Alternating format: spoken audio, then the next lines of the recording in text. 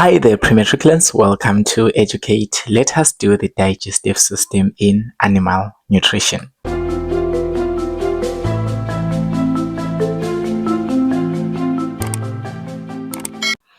So now, digestion, you've already done it ever since primary. You already know what happens to you when you eat food, but now we're going to be more detailed. Digestion is basically divided into four main stages. So basically, when they ask this, they'll be like, what are the four main stages of animal nutrition? So we have got ingestion, we have got digestion, absorption, assimilation, as well as digestion. So these describe how food moves within your body when you eat it, of course. So basically here you can see there are 5 of them, but basically there are usually 4. They usually exclude ingestion, which is just swallowing of food. And then digestion just simply means that the food that you have swallowed, it moves through the digestive system, or it moves down. And then absorption means that the nutrients that are found in the food, because remember that we eat food so that we gain nutrients, so that we can do so that the cells can work properly. Okay, so basically absorption, it is when the nutrients from the food are being absorbed into the blood. Nutrients such as carbohydrates, such as lipids, fats and oils, and all of that. And then assimilation, it is when these absorbed nutrients are now moving to the cells, because remember that you need the nutrients from the food. So basically they will actually be absorbed into the blood. And when you say that they're being assimilated, or assimilation is occurring, it simply means that the nutrients are now moving to the cells which needs them. And then digestion is when the undigested waste, which we call feces, is now being taken out of your body. Okay, so this summarizes the entire topic of human nutrition. So now let us first look at ingestion. So before you swallow your food, you chew your food. So we start everything at the mouth. The mouth cavity, it is just basically the space inside the mouth. So inside the mouth, you find teeth. So the teeth inside the mouth, remember, their main function, it is to break down and to grind food. So whenever you are chewing food, you are breaking it down or you are grinding it. The process whereby you grind and you chew food is known as mastication. So whenever you see the word mastication, it simply means that the teeth or your teeth are grinding the food and they are chewing the food. They are breaking down the food mechanically from being large food to being small food so that you can swallow it. So the tongue is the one that does the mixing of the food, because remember that you've got a tongue in your mouth. So the tongue mixes the food. So food is being mixed by the tongue. And then now you now swallow the food, because first of all you broke down the food and then the food was mixed by the tongue. This tongue is for mixing food, of course. And then when the tongue mixes the food, it is now swallowed. All right. So the other thing, we've got saliva in the mouth. So saliva, it is released or it is produced by salivary glands. Saliva, it is the amati, this liquid that you found in the mouth. So salivary glands, they release saliva, which contains enzymes. So basically the saliva that you have, it has got enzymes. Remember that enzymes are used to break down, to chemically break down compounds from being large molecules to being small molecules. Okay, so basically the enzymes that are found in the saliva, it is the carbohydrates. This is carbohydrates enzyme. So it is used to break down carbohydrates. We are still going to be more detailed on how this occurs, but just know that in the saliva you find enzymes, and then those enzymes are known as carbohydrates. The carbohydrates enzyme, it is used to break down chemically the carbohydrates. So now the moment that you chew your food and the tongue mixes it, it forms a ball, because your food is not going to go down into the stomach the way it is. It actually forms a ball. So when the tongue mixes it, your food will be like a ball. So basically, these are the salivary glands. They are found, some of them are found below here, and some of them are found here. All of these are salivary glands. And then you've got mouth cavity, which is the space inside the mouth. You've got salivary glands as well. So now, when the tongue mixes the food looks like a ball. So this ball is known as a bolus.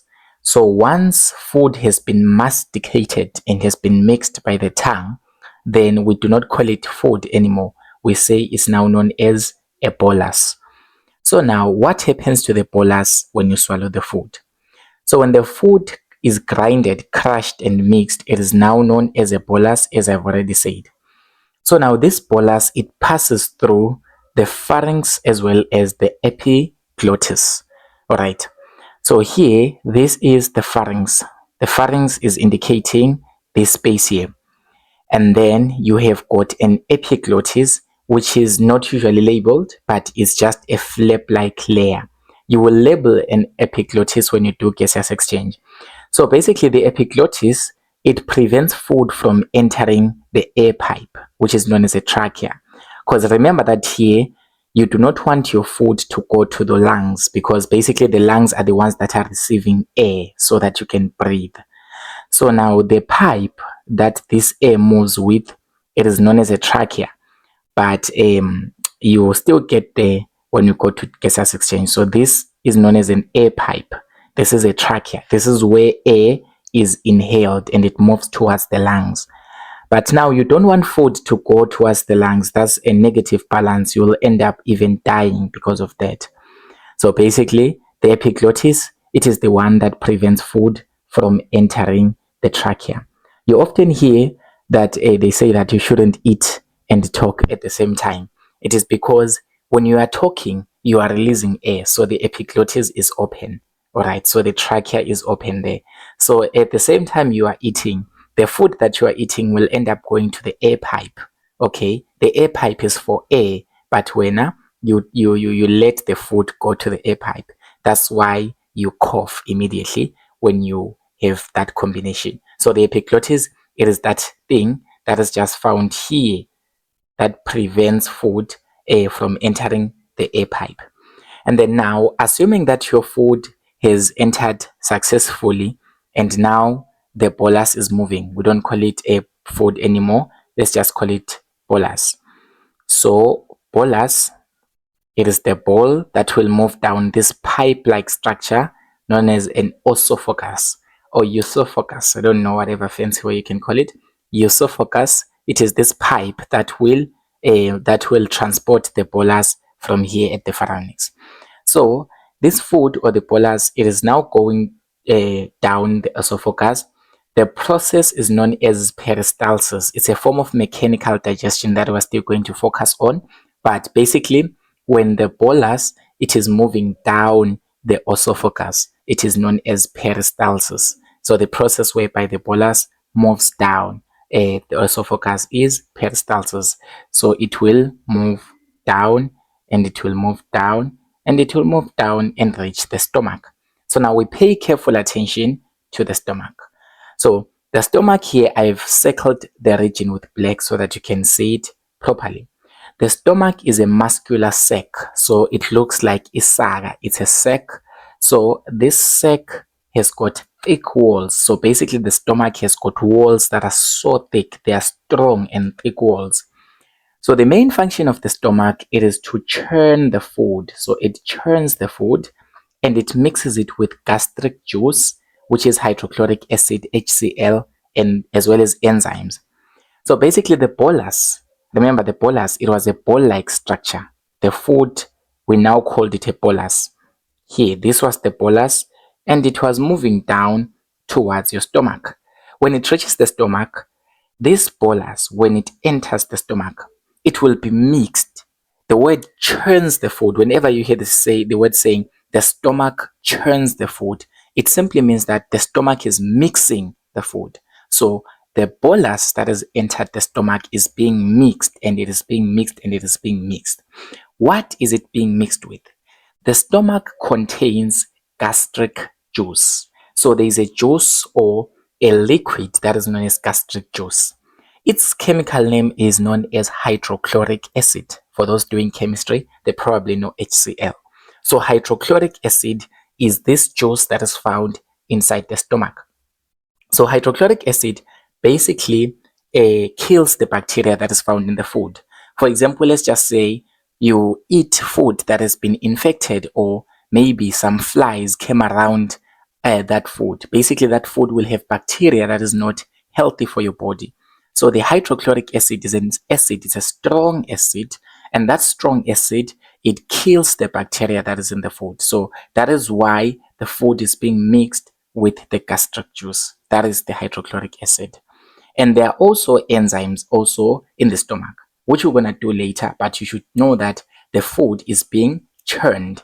The word churn, this churn here simply means that the food is being mixed up. The bolus is being mixed up.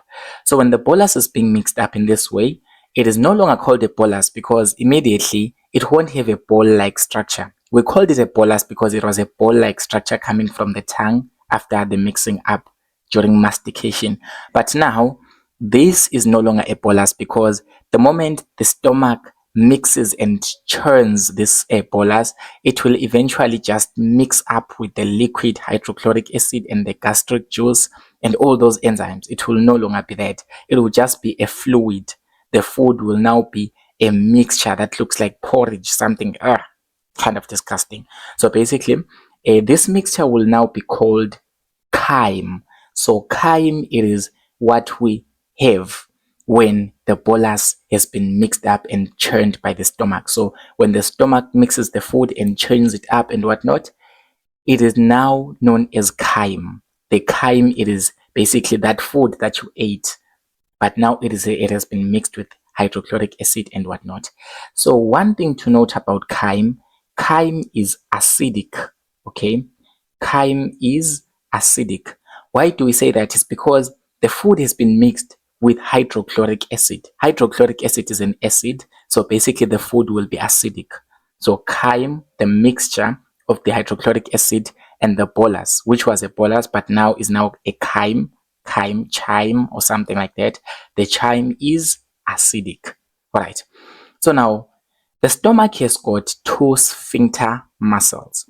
So the sphincter muscles are more like the doors of the stomach in this context, because the stomach, remember that it churns the food. So the stomach is constantly mixing up the food and mixing up the food and whatnot.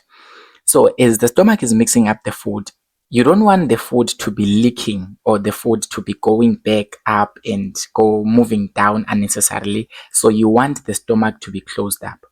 So to draw it properly, assuming that this is our esophagus, the stomach has got a muscle somewhere here. A muscle here. Let's just say this is your stomach. Hey, I'm not good at drawing, but yeah, something like this. Assume that this is your stomach. So the stomach has got sphincter muscles. So when we're talking about those sphincter muscles, we're talking about here. There is a muscle here. So the one that is found on top, it is known as a cardiac sphincter muscle. So the one that is found on top here, it is known as a cardiac sphincter muscle. So it is just a set of muscles that closes. Okay, it is closing the stomach so that the stomach can do the process of mixing the food. Because if it is open, the food might go back up here, okay, and it will come back to your mouth and you end up vomiting and whatnot. It won't be good. So the cardiac sphincter muscles is the one that is found on top, and then the one that is found at the bottom here, closing the food as well. In this case, it is this one. This is known as a pyloric.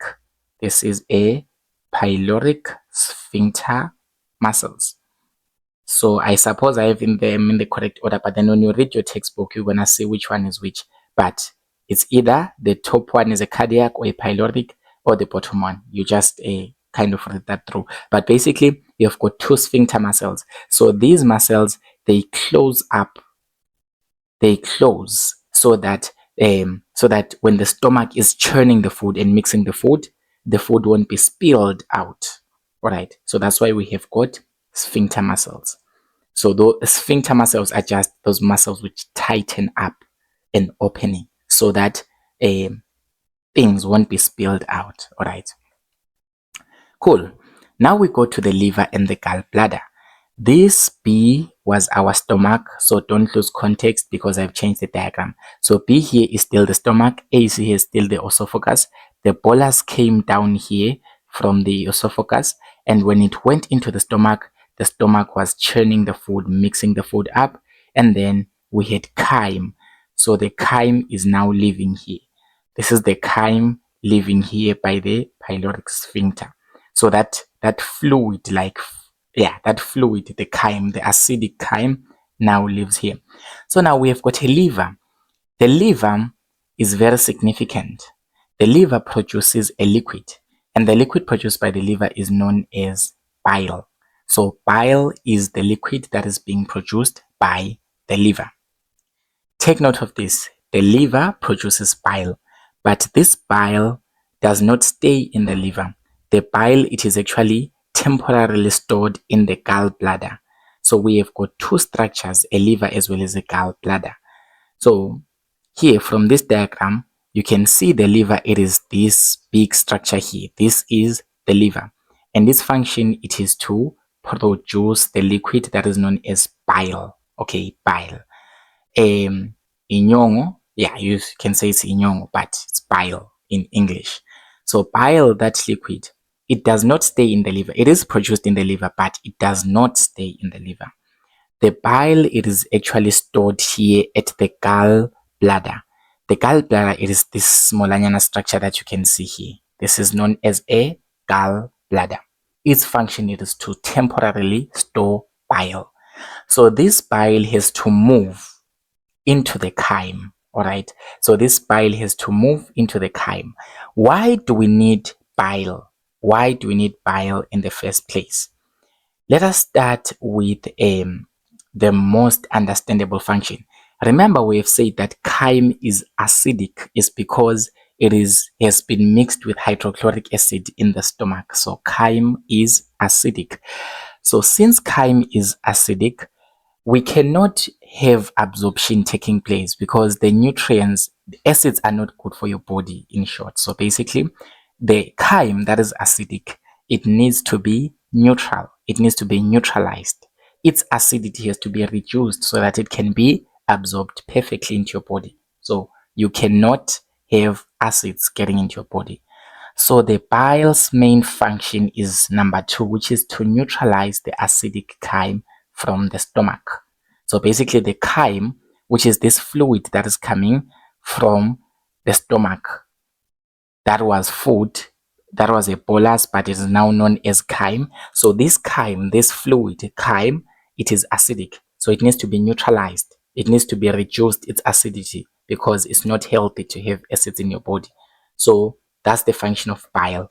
The other function is that the bile emulsifies large fat globules into smaller droplets.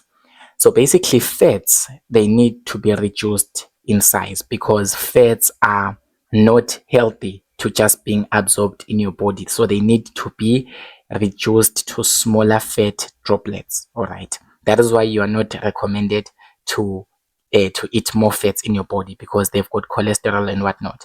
But in a sense, the bile, which is part of the digestive system, it emulsifies or it breaks down the large fats so that they can be smaller droplets, smaller fat droplets. And then the other thing, it promotes peristalsis in the small intestine. So basically, when this chyme is moving down in the small intestine, later on we're gonna say it, when it is now moving down, the bile makes it easy for it to move down. Remember, peristalsis, it is that process whereby the food, it is moving down through a tube. Just like here, the bolus was moving down through the esophagus through the process of peristalsis. And also it prevents the decay of food particles in the small intestine. So sometimes when digestion is taking too long, the food can end up decaying, okay, literally decaying and becoming rotten food within your intestines. So basically the bile is the one that prevents the food from decaying within your stomach, within your small intestines. So the bile actually moves from the gallbladder through the bile duct so that it can meet with the chyme. Because here, if you look at things here carefully, we have got we have got chyme, acidic chyme. The acidic chyme is coming from the stomach. It is somewhere here, the one that I'm highlighted in blue. So this is the acidic chyme. But we say that the bile, it is found here at the gallbladder, here at the gallbladder. How does it end up moving to get to the chyme? Because we need it to neutralize the chyme's acidity. So it actually moves through this tube. So this tube that moves here and moves until here, this tube is known as a bile duct. Specifically a bile duct because it is the one that transports the bile, the liquid, the nyongo. Yeah. So now, after that, we now look at the pancreas. The pancreas has got a shape that looks like a leaf. So the pancreas is leaf shaped. So the pancreas looks like a leaf. So a leaf, you know it already. What is the main function of the pancreas? The pancreas has got juices that are known as pancreatic juices. They are known as pancreatic juices because they are coming from the pancreas, of course. So now, these pancreatic juices, they are used to digest the nutrients because remember that from the food, we want the nutrients. So we are talking about carbohydrates, we are talking about proteins, we're talking about lipids. All of those nutrients that are being absorbed in the body. The pancreatic juices or the juices that are coming from the pancreas will help digest that. And also the pancreas also neutralizes the acidity of the chyme. So you can see that the body does not want an acid in any possible way. It is because acids, they will actually increase, they will actually cause you to have high blood pressure later on, okay, in an instance. So basically here, the chyme, since it's very acidic, the bile, we already said that is going to neutralize or reduce its acidity. Even the pancreatic juices will do the same function. It's because we don't want acids being absorbed. So the chyme that is acidic will also be neutralized by the juices from the pancreas. The other thing, the pancreas, very important function, it is to control the blood sugar levels, which are the blood glucose levels. So it acts as an endocrine gland because it is the one that reduces or regulates the blood sugar levels. So when you eat a lot of sugar, the pancreas will be responsible for reducing the sugar levels. And when you've got low sugar levels in your body, the pancreas will be the one that will increase the sugar levels in your blood. So basically it controls the amount of sugar, because remember that you require a certain amount. When you eat a lot of sugar, you end up getting diabetes and whatnot. So the pancreas is responsible or is involved in all that process. Now we move to the small intestine because now the food has moved here. This was the pancreas, and then now the chyme at this point, when the chyme enters the small intestine, it is no longer acidic because remember that the bile that is coming from the gallbladder, the one that has moved through the bile duct down all the way down and moved into the chyme, it has neutralized it. Also, the pancreatic juices have neutralized the acidic chyme. So this food or this is no longer called chyme. We'll just refer to it as food because we say it's chyme immediately when it comes from the stomach when it's still acidic. So now it enters this region that is circled, which is the small intestine. So the small intestine is divided into three portions. We have got the duodenum, we have got the jejunum, as well as the ileum. So duodenum, jejunum, as well as the ileum. So the duodenum is the first portion. You don't have to label it specifically here because you are not, this is not drawn to scale, of course. So the small intestine is about 6 meters long or something like that. So the duodenum is the first portion. So immediately, maybe, let's just say the portion here, it is the what? The duodenum. That's the first portion of the small intestine. So now the duodenum, it receives the bile and the pancreatic juices. As we have already said that the bile needs to move from here. It needs to move from the gallbladder here and move down until it reaches the what? The chyme. Also, the pancreatic juices need to move from the pancreas until they reach the chyme as well. So this part is the duodenum. It is the one that is receiving the bile and the pancreatic juice so that the chyme can be neutralized. And then now the jejunum is the second portion, which is the middle portion. So we are basically talking about the area around here, somewhere around here. That's where you would find a jejunum, the second portion of the small intestine. Its main function is to secrete intestinal juices. So there are juices that are being secreted or that are being released by the intestines, as well as the ileum, which is the last portion. So the ileum, it is the last portion. Let's just assume somewhere around here. This is not drawn to scale. So basically, this will be an ileum. So in most cases, they will never ask you to label the portions of the small intestine one by one. If they just give you a label like just this one, this is label F. Label F is showing a small intestine. Do not specify that is the duodenum, the jejunum, or the ileum. It is because most diagrams that we give you for exams, they are not drawn to scale. So basically, when they show label F like this label F is the small intestine. Do not specify. And then now, the ileum, it is the last portion where nutrients from the food are absorbed. Remember, I told you about the stages. Now we're at the absorption stage. This is where the nutrients that are coming from the food. Remember that food has got nutrients that are essential or that we need to maintain our daily life. So basically, the ileum, since it's the last portion, it is where nutrients are being absorbed into the blood because the blood needs to get the nutrients such as carbohydrates and whatnot.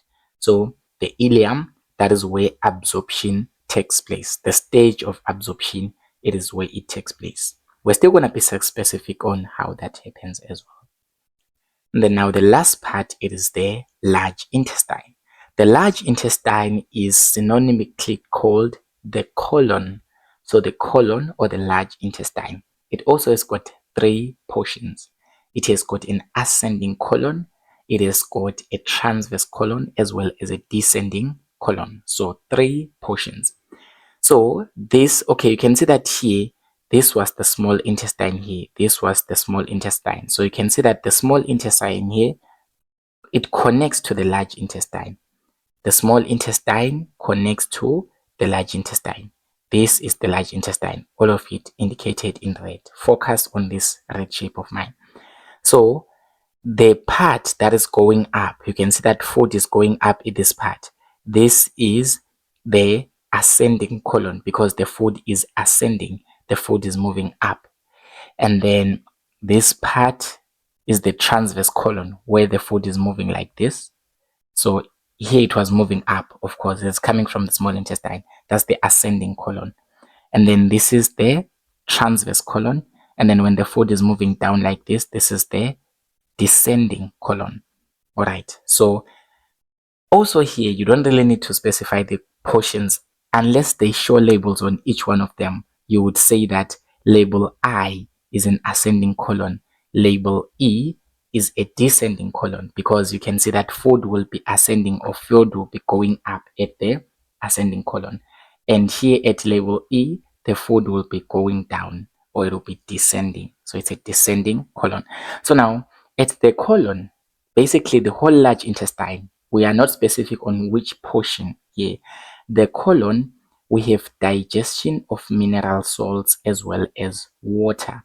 Remember that we were absorbing nutrients at the ileum of the small intestine, but at the colon, that is where the mineral salts, remember mineral salts from grade 10, we've got micro minerals and whatnot, all of this. So all of those mineral salts and water needs to be absorbed also from the food.